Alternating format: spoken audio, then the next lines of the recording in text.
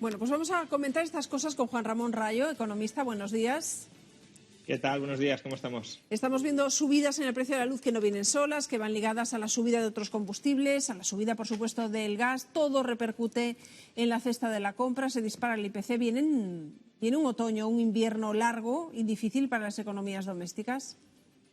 Bueno, por un lado tenemos que la economía española, la economía mundial en general, va a seguir creciendo, incluso va a crecer con fuerza debido al efecto rebote de la crisis del coronavirus y también debido a las inyecciones a corto plazo de gasto público que van a impulsar, ya digo, a corto plazo al alza la economía. Pero por otro es verdad que este crecimiento está tirando de la demanda de, bueno, en este caso de materias primas, en un contexto donde existe cierta restricción en su oferta, y eso encarece las materias primas. En general las está encareciendo todas y en particular el gas. Y esto es relevante en la medida en que ahora mismo la central marginal, el tipo de central marginal que está suministrando electricidad y que está marcando el precio en el mercado eléctrico es el gas.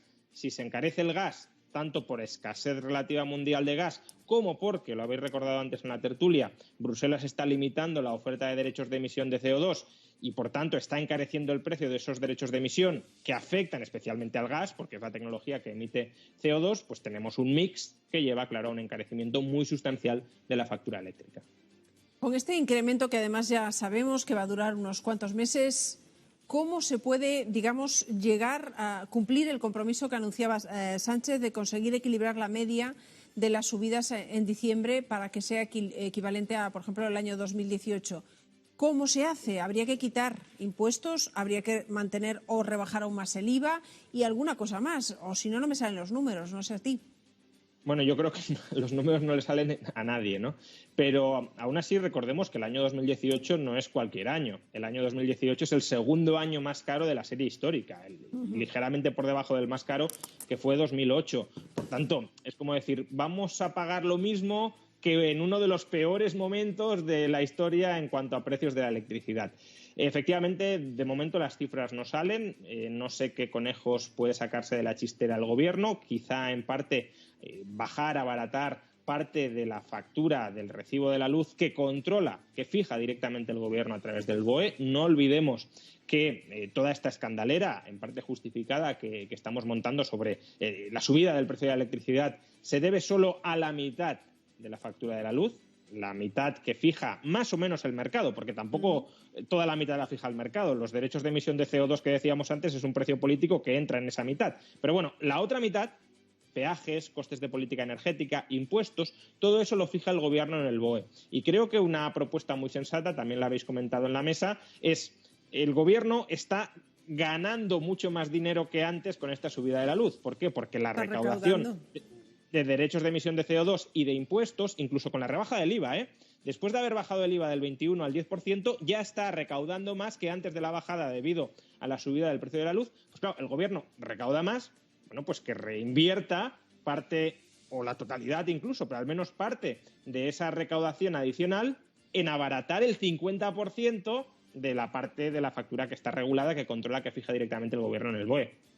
Hablando de rebajas de impuestos, estas últimas semanas ha sido noticia en Madrid un anuncio que hacía la presidenta de la Comunidad de supresión de los impuestos propios, que hemos dicho más de una vez que eran muy pocos los que quedaban en Madrid, que además no suponen, digamos, mucha cantidad, mucho impacto económico con respecto a lo que se recauda en Madrid. Pero en cualquier caso, se ha interpretado más bien como un mensaje, y no solo político, mensaje a empresas, mensajes a inversores. ¿Ese tipo de mensajes, desde tu punto de vista, funcionan? ¿Son eficaces? Si luego vienen avalados por hechos, desde luego. Efectivamente, coincido en que lo que se ha hecho hasta el momento ha sido un gesto que, si se queda en un gesto, pues podríamos calificarlo incluso de populismo, ¿no? Me cargo 3 impuestos que prácticamente no tienen ninguna relevancia. No tienen ninguna relevancia en términos medios. Es verdad que para aquellos que los padecían sí tenían relevancia, una relevancia de más de 3.000 euros por contribuyente, pero es verdad que sobre el conjunto de la economía madrileña pues es muy poco. Estamos hablando de 70 céntimos en términos promedio por contribuyente. Ahora bien, es verdad que un gobierno que está diciendo que quiere ser, de alguna manera, el representante entre los gobiernos autonómicos de reducir el tamaño del Estado, de bajar impuestos, etcétera, casaba muy mal con ese discurso que 3 impuestos que dependen únicamente de tus competencias, los mantuvieras vivos cuando además no tenían demasiado sentido y cuando además el Gobierno de España, en algunos casos, en 2 de los 3, va a aprobar impuestos ha aprobado impuestos que los sustituyen.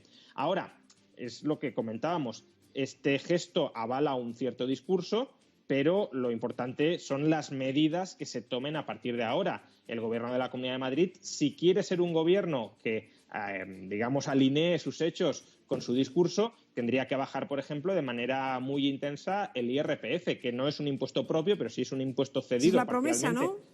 Es la promesa que se medio lleva punto haciendo en todos los tramos. Que se lleva haciendo desde hace 2 años y todavía no se ha cumplido. Es verdad que a lo mejor porque Ciudadanos no daba el apoyo, por lo que sea, pero el caso es que no se ha cumplido. Esperemos que se cumpla más pronto que tarde, porque ese es el discurso que se está manteniendo y de momento se está haciendo lo fácil, que es eliminar 3 impuestos que proporcionaban el 0,02% de la recaudación. Que vayan a lo mollar, a lo que de verdad afecta al bolsillo de los ciudadanos. Veremos, que el examen es pronto, porque ya los presupuestos ahora sí, se van a renovar y ahí veremos si pasa o no el examen. Pero quería hablar contigo también del otro asunto, el que es noticia en estos días, la subida del salario mínimo interprofesional. Una nueva subida, poquita cantidad, pero es una nueva subida que se suma a la anterior y que los empresarios no terminan de ver porque creen que no es el momento y los sindicatos tampoco terminan de ver porque creen que se le queda corta. La cuestión es que dentro del Gobierno tampoco la terminan de ver unos y otros, José Ignacio, porque tampoco hay unanimidad, digamos. No, María, no se termina de escuchar una voz única en el Gobierno en este sentido. De hecho, la reunión de ayer parecía que era simplemente para fijar las cuantías y que, con acuerdo con los agentes sociales o sin él, el tema iría hoy al Consejo de Ministros. Había repetido la ministra de Trabajo, la vicepresidenta segunda, Yolanda Díaz, que esa subida del salario mínimo repercutiría en la nómina de septiembre. Cierto es que la vicepresidenta primera, la ministra de Economía, Nadia Calviño, dice que será una subida relativamente limitada y a partir ya del mes de octubre, así que solo se notará en las últimas 3 nóminas del año. Como decías, los empresarios no lo ven, no quieren subir el salario mínimo en 2021 porque dicen que no hemos salido de la crisis derivada de la pandemia. Sí abren la puerta a poder hacerlo en los años 2022 y 2023 porque creen que para entonces podrá haber llegado la recuperación. La presidenta de la Comunidad de Madrid, por cierto, Isabel Díaz Ayuso, aquí en Getafe, en la inauguración del año universitario, se ha vuelto a posicionar en contra de esta subida del salario mínimo. Esto sobre todo lo que hace es pulverizar el empleo, especialmente el empleo juvenil, y destrozar a la pequeña y a la mediana empresa, que es la mayoritaria en España. Luego, creo que esto se tiene que hacer con cautela y dejarnos de políticas que solo benefician a unos pocos. No es una cuestión de que los ciudadanos ganen más, que eso es evidentemente necesario e importante. Es qué efectos tiene. ¿Y qué efectos tiene para Juan Ramón Rayo? A ver, aquí hay mucho de lo que hablar. En primer lugar, se suele vincular la pobreza en España con la insuficiencia salarial y no es tanto un problema de salario por hora, que también, evidentemente, cuanto más se ingrese por hora mejor, pero realmente las personas que en España califican como pobres o en riesgo de pobreza son personas que no están trabajando a jornada completa, que están trabajando a tiempo parcial y que querrían trabajar a jornada completa. Y a esas personas que se les suba el salario mínimo no les va a ayudar demasiado. Es decir, alguien que trabaja 3 horas al día en lugar de 8 y que está ingresando esa parte proporcional, pues aunque te suban un poquito el salario por hora de esas 3 horas, no vas a ingresar mucho más. Por tanto, enfocar la solución a los bajos ingresos de España a través de subidas del salario mínimo es erróneo, porque además la evaluación que hemos hecho hasta el momento, la mejor evaluación que hemos hecho hasta el momento de los efectos de las subidas del salario mínimo en España, que la acometió el Banco de España, ponen de manifiesto que en el año 2019 la subida del salario mínimo de ese ejercicio provocó la pérdida de hasta 170.000 empleos en la economía española. Es decir, dificulta que personas que están en paro obtengan empleo, dificulta que personas que tengan empleo mantengan el empleo y dificulta que personas que tienen un empleo a tiempo parcial accedan a un empleo a tiempo completo, que es lo que necesitamos.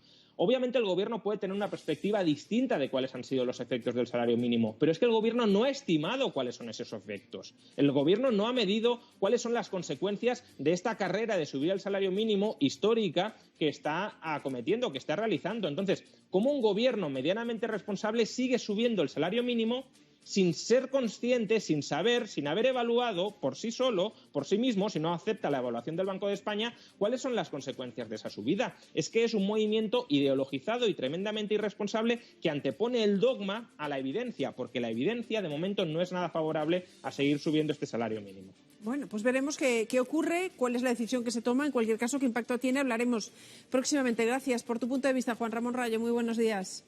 Muchas gracias y buenos días.